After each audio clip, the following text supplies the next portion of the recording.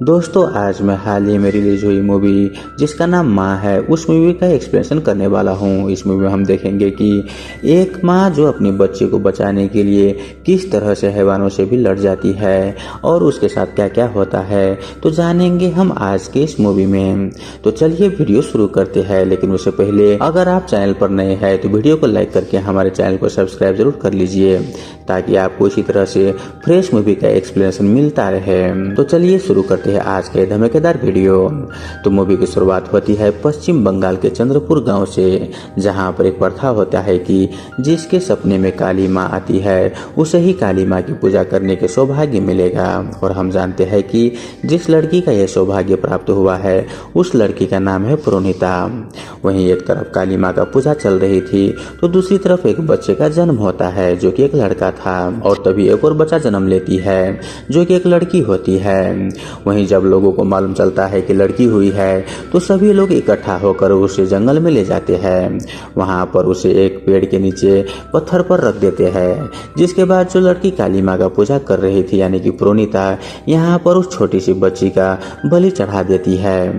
अब यहाँ से स्टोरी 40 साल आगे शिफ्ट हो जाती है, जहाँ पर हम अंबिका को देखते हैं जो कि अपने स्टूडेंट को रक्तबीज नाम के एक राक्षस के बारे में बता रही थी। वो बताती है कि रक्तबीज नाम का एक राक्षस हुआ करता था जो कि देवताओं से भी लड़ जाता था, लेकिन उसकी एक खासियत थी कि जब भी वह देवताओं से लड़ता तब देवताओं से मार देता, लेकिन रक्तबीज के खून जब धरती पर गिरता तो उसी खून से नया रक्तबीज जन्म ले लेता। और इसी तरह से धीरे धीरे करके रक्तबीज का बहुत ही बड़ा सेना हो गया और अब वो देवताओं को भी हराने लगे।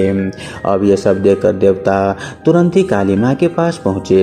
तब काली माँ ने रक्तबीज से लड़ने के लिए उसे मारने लगी, और जितने भी ब्लड उसका गिरता तो धरती पे गिरने से पहले ही माँ ने उसके सारे ब्लड को अपने जीभ पर धारण कर लिया, और इस तरह से माँ ने रक्तबीज को मार दिया। खैर अब यहाँ पर हमें अंबिका की पूरी फैमिली को दिखाया जाता है। अंबिका के फैमिली में उसकी एक बेटी है जिसका नाम श्वेता है और वो 12 साल की है। वहीं उसका पति का नाम शुभांकर है, और हम जानते हैं कि शुभांकर दरअसल चंद्रपुर गांव का ही होता है, और वो भी उसी परिवार से है जहां पर उस लड़की का बलि दी गई थी जो कि हमने मूवी की शुरुआत में देखे थे। अब श्वेता जो है वो चंद्रपुर गांव के बारे में जानना चाहती है, और इसीलिए वो अपने पेरेंट्स से पूछती है, लेकिन उसके पेरेंट्स श्वेता को कुछ भी नहीं बताते। दरअसल वहां पर उस गांव में कुछ रहस्यमय घटना हुई थी, और ये बात शुभांकर और अंबिका को मालूम होता है, और इसी वजह से वो लोग अपनी बेटी को नहीं बताते क्योंकि वो सिर्फ अभी 12 साल की ही होती है। अब उसी रात शुभांकर को मालूम चलता है कि उसके फादर का डेथ हो चुकी है, और इसीलिए उसे रातों रात वहां पर जाना है। यहाँ पर शुभांकर भी उन्होंने अपनी वाइफ श्वेता को कुछ भी नहीं बताई, और रातों रात ही वहां से चंद्रपुर गांव पहुंच गया, जहां पर उसने अपने पिताजी को मुख्य अग्नि दी। वहां पर अपने चाचा जी जयदेव से भी मिला। यहाँ पर हम जानते हैं कि जयदेव चंद्रपुर गांव का सरपंच होता है और वो उनकी हवेली का भी रेख देख करता है। यहाँ पर शुभांकर बिल्कुल भी नहीं चाहता है कि वो इस हवेली में रहे, इसीलिए वो अपने चाचा जी से बोलता है कि आप इस हवेली को बेच दो क्योंकि हम लोग शहर में ही ठीक है, और उसको यहाँ पर आने का बिल्कुल भी मन नहीं है। ये सुनकर उसके चाचा जी बोलते हैं कि चलो कोई बात नहीं, तुम अपनी बीवी और बेटी का ख्याल रखो। ये सुनकर शुभांकर बोलता है कि मेरी बेटी नहीं बल्कि बेटा है, लेकिन यहाँ पर उसके चाचा जी बोलता है कि बेटा मुझे सब कुछ मालूम है, तुम्हारी एक बेटी है, लेकिन अब यहाँ पर ऐसी कोई प्रथा नहीं चलती है, इसीलिए तुम उसे भी यहाँ पर ला सकते थे।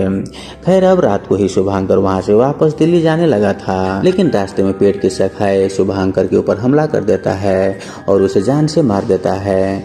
वहीं ये बात अंबिका और श्वेता को मालूम चलता है तो उन्हें बहुत ही दुख होता है, क्योंकि उनका शुभांकर के अलावा और कोई दूसरा सहारा नहीं था। वहीं पुलिस वाले ने यहाँ पर अंबिका को बताया कि सिगरेट की वजह से कार में आग लग गई और उसी की वजह से उनका मौत हो गया। खैर अब इस तरह से 3 महीना बीत जाते हैं। अंबिका और श्वेता एक दूसरे को ख्याल रखते हैं और अपनी जिंदगी में आगे बढ़ रहे थे, लेकिन तभी एक दिन चंद्रपुर गांव से जयदीप का कॉल आता है और उसे बताता है कि शुभांकर इस हवेली को बेचना चाहता था, इसीलिए मैं चाहता हूँ कि तुम लोग यहाँ पर आ जाओ और सारी फॉर्मेलिटीज को पूरा कर दो। लेकिन अंबिका नहीं चाहती थी इस गांव में आने का, इसीलिए वो चाचा जी से बोल देती है कि आप लोग ही इस हवेली को बेच दो और जितना पैसा होता है हमें काट के दे देना। लेकिन जयदेव बोलता है कि शुभांकर का यह लास्ट विश था कि वो इस हवेली को बेच दे, और मैं भी चाहता चाहता हूँ कि तुम आखिरी बार इस हवेली को देख लो। अब ना चाहते हुए भी अंबिका को उसकी बात मानना पड़ती है और वो अपनी बेटी श्वेता के साथ उस हवेली में पहुंच जाते हैं।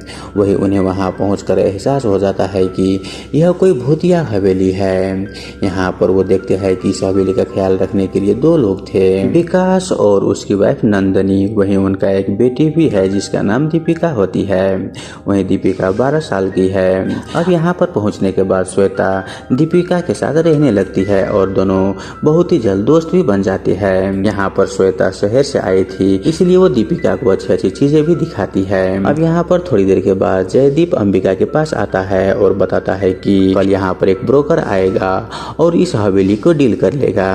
मुझे मालूम है कि आप लोगों को यहाँ पर रहना बिल्कुल भी अच्छा नहीं लगता, इसलिए मैं भी चाहता हूँ कि बहुत ही जल्दी इस हवेली को बेच दूँ और आपका जितना पैसा होता है वो सारे पैसे आपको दिलवा दूँ।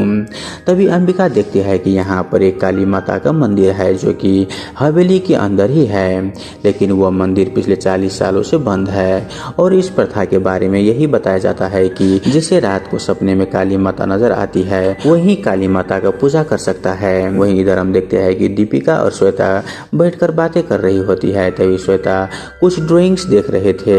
उन्हीं ड्राइंग्स में से यहाँ पर दीपिका देखती है कि श्वेता एक ऐसा पेड़ का ड्राइंग बनाई है जो कि हवेली के पीछे ही है। यह सुनने के बाद श्वेता दीपिका से बोलती है कि मुझे वो पेड़ देखना है, लेकिन यहाँ पर दीपिका बोलती है कि हम वहाँ पर नहीं जा सकते, यहाँ पर लोग कहते हैं कि राक्षस रहता है। लेकिन श्वेता उसे बहुत ही फोर्स करने लगती है कि मुझे वहाँ पर ले चलो।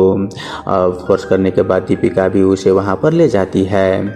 वहाँ पहुँचने पर उन्हें मालूम चलता है कि यह जगह पूरी तरीके से बंद कर दिया गया है, यहाँ से अंदर जाना सख्त मना है। और तभी वहाँ पर श्वेता की माँ आ जाती है जो श्वेता से बोलती है कि तुम्हारा वहाँ घूमना ठीक नहीं है। और उसी समय वहाँ पर दीपिका की माँ नंदनी भी आ जाती है और वो भी वहाँ पर दीपिका पर खूब चिल्लाती है कि तुम्हारे यहाँ पर आना बिल्कुल भी ठीक नहीं है, आज से तुम इन लोगों से दूर रहोगे।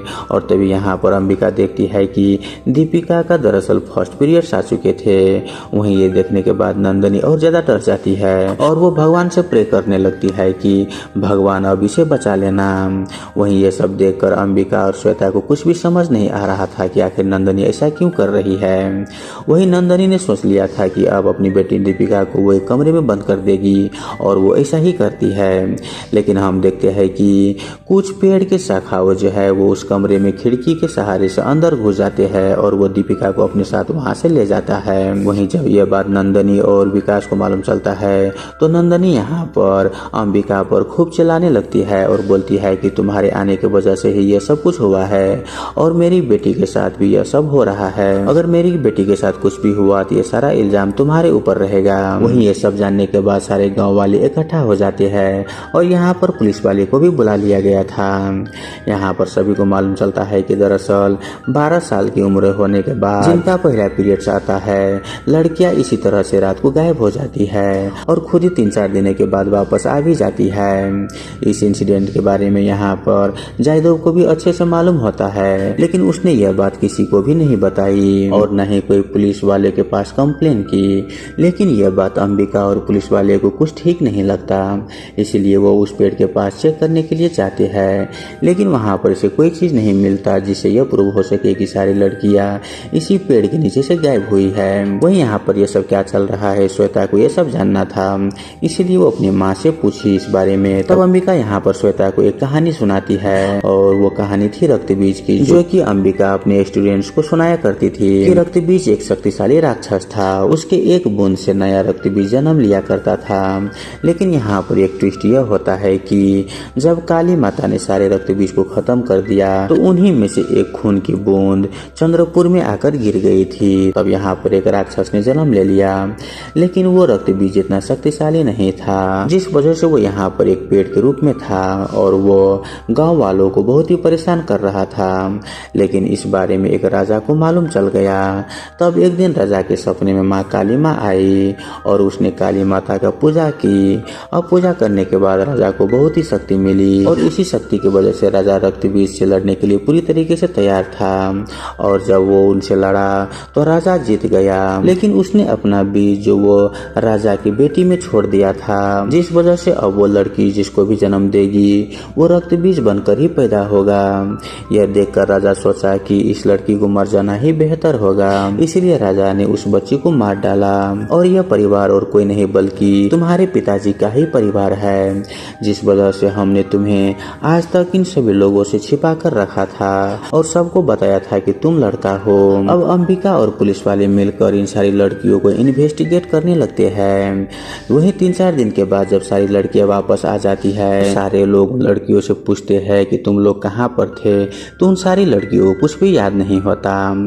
और अब एक दिन अचानक से श्वेता के पेट में दर्द होने लगता है, मतलब कि उसे भी अब फर्स्ट पीरियड आने वाले थे। यह देखकर अंबिका समझ जाती है कि कुछ न कुछ प्रॉब्लम्स आने वाला है। तो जिस जगह पर श्वेता सो रही थी उस जगह पर सारी लड़कियां आ जाती है, जो कि सारी लड़कियां पहले गायब होकर यहाँ पर आई थे। दरअसल उन सारी लड़कियों को राक्षस ने अपने वश में कर लिया था। वो सारी लड़कियों श्वेता के पास आती है और उसे उठाकर वृक्ष के पास ले जाने लगती है, लेकिन तभी वहाँ पर एक बूढ़ी औरत आ जाती है और वो वहाँ पर श्वेता को बचाने लगती है। वहीं यहाँ पर तब तक अंबिका भी आ चुकी थी और वो भी उस बूढ़ी औरत के साथ मिलकर श्वेता को बचाने लगती है और फाइनली वो लोग श्वेता को बचा लेती है। यह देखकर अंबिका समझ जाती है कि अब वो यहाँ पर बिल्कुल भी नहीं रह सकती, क्योंकि अगर वो यहाँ पर रही तो उसकी बेटी और उसकी खुद की जान खतरे में आ सकता है। इसीलिए वो रातों रात कार से अपने घर जाने लगती है, लेकिन तभी बीच रास्ते में वो सारी लड़कियां उनके ऊपर अटैक कर देती है। यहाँ पर इस बार वो श्वेता को अपने साथ ले जाने में कामयाब हो जाती है और इस बार वो लेडी औरत भी उसके कोई भी मदद नहीं कर पाती। तब यहाँ पर वो बूढ़ी औरत अंबिका के पास आकर सारी कहानी बताने लगती है और हम जानते हैं कि ये बूढ़ी औरत और कोई नहीं बल्कि फिल्म की शुरुआत में जिसके सपने में काली माता आई थी, मतलब कि परिणीता, ये वही लड़की है। और इसी लड़की को उस छोटी सी बच्ची को बलि चढ़ाने को कहा गया था, जो कि हमने मूवी की शुरुआत में देखे थे, लेकिन उस वक्त इसने मना कर दिया था। उस दिन बलि देते देते परिणीता रुक गई थी, लेकिन तभी यहाँ पर जयदीप आकर उसने गाँव वालों के सामने परिणीता को कमजोर बताया और कहा कि यह काम मर्दों का है और यह काम वो खुद ही करेगा। तब जयदीप ने ही उस लड़की को बलि दे दी थी, लेकिन जो उस दिन लड़का पैदा हुआ था वो और कोई नहीं बल्कि तुम्हारा पति शुभांकर था और इन सब के पीछे और कोई नहीं बल्कि जयदीप का ही हाथ है। दरअसल जयदीप ने उस बच्ची की जान ली, तब उस राक्षस ने यहाँ पर पूरे परिवार को मारना चाहा, जिनमें जयदीप भी शामिल था, लेकिन उसने जयदीप को नहीं मारा क्योंकि उसने देख लिया था कि जयदीप बहुत ही मक्कार किस्म का शख्स है, जयदीप उसका साथ जरूर देगा, इसीलिए उसने इसको नहीं मारा और जयदीप ने उस राक्षस के साथ हाथ मिला लिया। तब जयदीप के पास बहुत ही सारी पावर आ चुकी थी और अब वो राक्षस के लिए काम करने लगा था। अभी तक जितनी भी लड़कियां गायब हुई है उन सभी के पीछे जयदीप का ही हाथ है, लेकिन उनका असली मकसद श्वेता को यहाँ पर लाने का था, क्योंकि श्वेता ही उन्हें चाहिए थी। इसी वजह से उन्होंने शुभांकर के पिता को मरवा दिया, ताकि उन्हें ऐसा लगा था कि शुभांकर के साथ उसकी बेटी भी आएगी, लेकिन ऐसा कुछ नहीं हुआ। इसीलिए यहाँ पर जयदीप ने शुभांकर को भी मरवा दिया और फिर हवेली का झांसा देकर अंबिका और श्वेता को यहाँ पर ले आया। वही यहाँ पर श्वेता को लाना जयदीप और राक्षस का ही प्लान था। अब वो बूढ़ी औरत बताती है कि काली माता ही तुम्हें अब बचा सकती है। तभी अंबिका बताती है कि मेरे सपने में काली माता आई थी। ये सुनकर परिणीता बताती है कि अगर तुम्हारे सपने में काली माता आई है तो तुम तुरंत ही काली माता को पूजा करो, अगर ऐसा हुआ तो तुम अपनी बेटी को बचा सकती हो। तब अंबिका ने काली माता की पूजा की और फिर ज्यादा देर न करते हुए वो तुरंत ही उस राक्षस से लड़ने के लिए चली गई, लेकिन उस राक्षस तक पहुंचने से पहले उसकी मुकाबला होती है जयदीप से। अब यहाँ पर उन दोनों के बीच बहुत ही भयंकर फाइट होता है और हम देखते हैं कि यहाँ पर जयदीप ने अंबिका का बहुत ही बुरा हाल कर दिया। उसने अंबिका का हाथ और गर्दन सारी चीजों को तोड़ दिया, उसे पूरी तरीके से अधमरा कर दिया था। यहाँ पर अंबिका मरने ही वाली थी, लेकिन तभी उसका एक खून का कतरा जमीन पर गिर गया और तभी हम देखते हैं कि अंबिका के अंदर काली माता आ जाती है और फिर वो जयदीप से लड़ना शुरू कर देती है और इस बार बहुत ही भयंकर फाइट होता है और इस फाइट में हम देखते हैं कि अंबिका ने जयदीप को पूरी तरीके से खत्म कर दिया। अब यहाँ पर जयदीप ने जितने भी सारी लड़कियों को उस राक्षस द्वारा अपने वश में किया था, अंबिका ने उन सब के माथे पर हाथ फेर दिया, जिस वजह से वो सारी लड़कियां भी ठीक हो गई और इस तरह से अंबिका ने उन सबको बचा लिया। और जब वो उन सारी लड़कियों को वापस लेकर आ रही थी तभी यहाँ पर वो बूढ़ी औरत यानी कि परिणीता आती है और वो अंबिका को बताती है कि उस राक्षस ने तुम्हारी बेटी के अंदर वो बीज डाल दिया है। अब यहाँ पर श्वेता के अंदर एक राक्षस का अंश है, जिस वजह से तुम्हें उसे मारना ही होगा, वरना वो राक्षस फिर से जन्म ले लेगा। अब यहाँ पर अंबिका बहुत ही बड़ी प्रॉब्लम में फंस चुकी थी कि आखिर वो अपनी बेटी को कैसे मार सकती है, लेकिन उसे ना चाहते हुए भी उसे ऐसा करना पड़ेगा। और हम देखते हैं कि वो अपनी बेटी को मारने ही वाली थी कि तभी यहाँ पर बहुत सारे आत्मा जो है वो मुक्त होने लगती है। यह देखकर परिणीता तुरंत ही अंबिका के पास आती है और उसे रोक लेती है और बोलती है कि सारी आत्माएं जो है वो मुक्त होने लगी है, जिस वजह से वो सारी लड़कियां पूरी तरीके से सेफ हो चुकी है और वो राक्षस भी यहाँ से जा चुका है। और हम देखते हैं कि अंबिका ने अपनी बेटी को भी बचा लिया और इस तरह से मूवी यहीं पर खत्म हो जाता है। तो दोस्तों आई होप आपको ये मूवी एक्सप्रेशन वाला वीडियो अच्छा लगा हुआ हो। अगर आपको वीडियो अच्छा लगे तो वीडियो को लाइक करके हमारे यूट्यूब चैनल को सब्सक्राइब जरूर कर लीजिए। धन्यवाद।